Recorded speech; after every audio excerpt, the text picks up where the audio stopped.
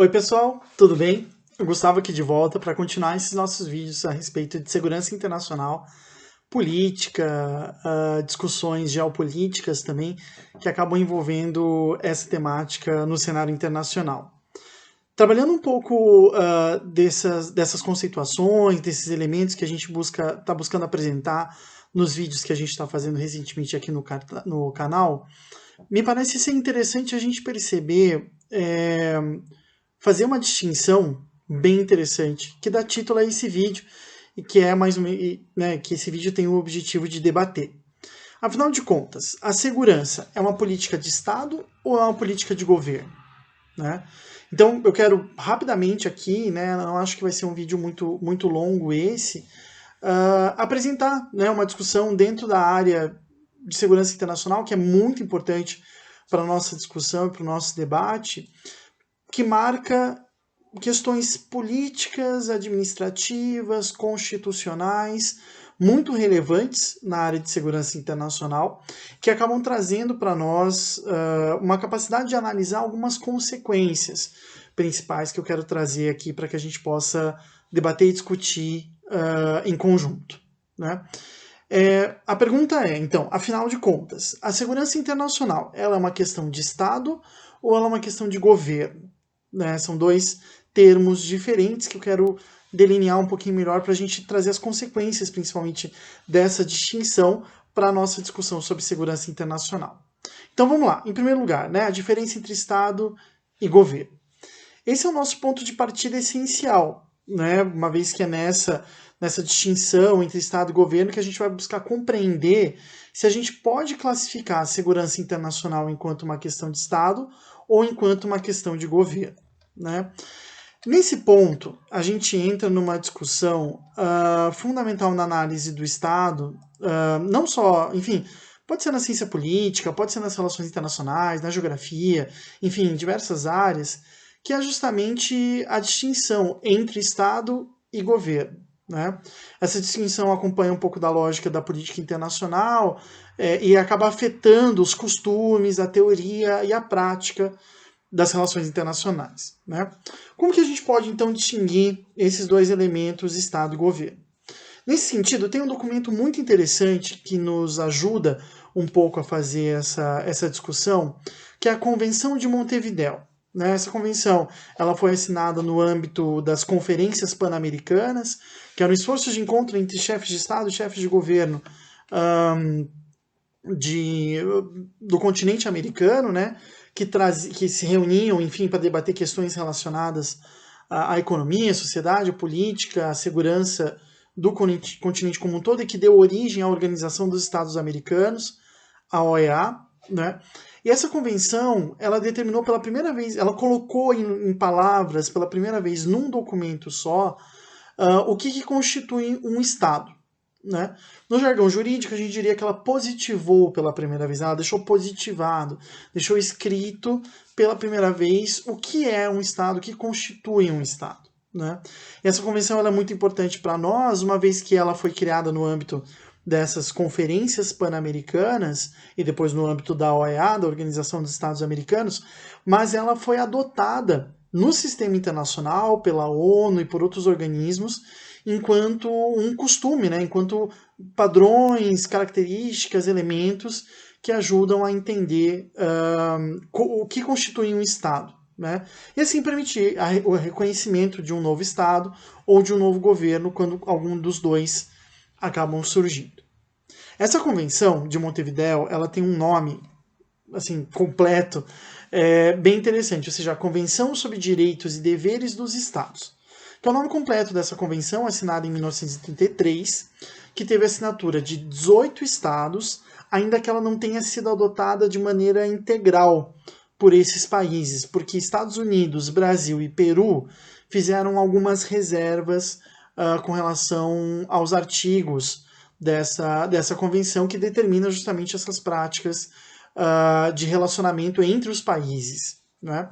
E é justamente no primeiro artigo da convenção, então, como ela buscava regular como que os países iam se comportar entre si, essa declaração ela começa justamente dando a própria definição de Estado, né, que a gente chamaria de país, enfim, né, assim, no cotidiano a gente chamaria de país, mas a gente busca trabalhar dentro desse escopo e da ideia de Estado, né? Ou seja, delinear o Estado como uma pessoa de direito internacional constituída, né?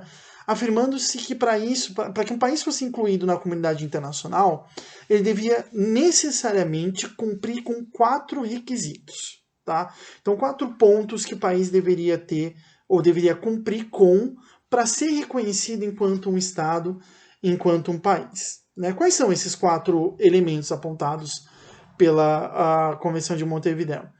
Em primeiro lugar, ter uma população permanente, né? Ter um grupo humano que habita nesse território e que reconhece esse governo como seu governo legítimo, ou sob seu Estado como seu Estado legítimo, mas que tenha permanência, que ela não seja, enfim, transeunte ou nomádica. Né? Então, essa lógica da permanência da população no território. A gente poderia colocar isso como os nacionais, migrantes, imigrantes, refugiados, enfim, que compõem a população como um todo. Né? O segundo elemento é ter território determinado, ou seja, que o país tenha um certo recorte, né, que ele tenha fronteiras bem determinadas e bem claras com todos os seus vizinhos, né, mesmo no caso de ilhas como a Austrália, aí a gente vai para a questão de mar territorial, mas que tenha um território determinado. E essa questão é muito importante porque é dentro desse território que vai valer a jurisdição do terceiro elemento, que é o governo constituído. Né? O governo constituído ele é considerado como o grupo político que administrativamente cuida daquele território, cuida daquela população, manda nesse território, manda nessa população durante um determinado período de tempo. Então, ter população permanente, ter território determinado, ter governo, que são, digamos assim, 3 características mais internas, constitucionais, mas também ser capaz de estabelecer relações diplomáticas, jurídicas, enfim, com os demais países. Né? Ou seja, ser um membro da comunidade internacional como um todo. Esses 4 elementos eles são tanto complementares quanto concorrentes. Né? Ou seja, o que eu quero dizer com isso? Isso significa dizer que esses elementos eles são elementos que, se complementares, permitem a existência de um Estado, mas se algum deles der algum problema, a gente já tem algum tipo de crise institucional. Então, por exemplo, a gente pode ter um governo que reclama o direito sobre um território, mas não é reconhecido pela população, que é o exemplo da crise constitucional que nós estamos acompanhando na Catalunha, lá na Espanha. Né? A gente pode ter um governo no exílio, que não tem domínio direto do território, como aconteceu na Segunda Guerra Mundial com a Polônia, ou a gente pode ter, num mesmo território, com a mesma população, 2 ou mais governos, ou 2 ou mais estruturas e instituições que demandam a capacidade de governar esse território, essa população. A gente pode enxergar isso na situação da Venezuela, em que nós temos o Juan Guaidó, né, autoproclamado presidente da Venezuela, e o Nicolás Maduro disputando entre eles quem é o presidente do país. Um problema constitucional importante que pode levar a não saber quem são os governos que acabam, ou quem é o governo que consegue comandar aquela população ou que controla de uma forma ou de outra aquele território. Para resumir então, quando a gente fala de Estado, a gente se refere a essas estruturas que constituem o país, como população, território, governo e inserção no sistema internacional, enquanto que quando a gente fala de governo, a gente está falando desse grupo político provisoriamente no poder, né, com mandato determinado, que é visto como legítimo e ocupa a direção geral dos assuntos da coisa pública, digamos assim, né, desse Estado, o grupo responsável pelas respostas e demandas nesse sentido. E aí que vem uma questão muito interessante. Com relação ao Estado e com relação ao governo, nós temos temporalidades diferentes. Né? O que eu quero dizer com isso? Quando a gente fala de população, de estrutura constitucional, quando a gente fala de fronteiras, a gente está falando de elementos que demoram muito para se alterar. Não estou falando de elementos permanentes, porque todos eles podem se alterar, com a própria Constituição, como no caso do Brasil, que tem várias constituições ao longo da sua história, as fronteiras dos países que podem mudar, a população que pode passar por processos de transição demográfica, imigração, recepção de imigrantes, refugiados, enfim. Mas a tendência é que essas mudanças sejam de longo prazo, que elas não sejam de curto prazo, né? São mudanças mais tectônicas. Enquanto que o governo ele tem uma temporalidade muito restrita, né? Às vezes, por exemplo, em democracias, os ciclos eleitorais, como demonstrado lá no House of Cards, ou como demonstrado aqui pela política brasileira que nós estamos observando, né? A capacidade de governar depende do voto, depende do legislativo, depende do judiciário, enfim. Então as preocupações do governo elas são mais conjunturais, elas são preocupações mais específicas daquele tempo onde ele está inserido, não é? Respondendo a questões desse tempo e do momento político, econômico, social. Né? De repente um governo tem que alterar completamente sua prática política do nada, por causa de uma crise, como a crise do coronavírus que nós estamos vivendo. Então, nesse sentido, é interessante perceber essas mudanças de temporalidade. O Estado, teoricamente, teria uma temporalidade mais longa e o governo teria uma temporalidade mais curta. Né? E as preocupações, portanto, quando a gente fala de temporalidades longas e temporalidades curtas, são muito diferentes. Dentro da história tem uma discussão bem interessante sobre tempo longo, tempo curto. Né? O próprio Philippe Brodel, que é um historiador do século XX, trabalha muito com essa ideia de longos tempos, né? Longas durações, que dizem respeito à própria estruturação do Estado e que é um ponto bem interessante. Bom, feita essa distinção, o que nos interessa debater isso? Porque dentro de segurança internacional isso é importante. Bom, a segurança de um país, ela diz respeito tanto a questões que ultrapassam períodos muito demarcados de potenciais mandatos, né?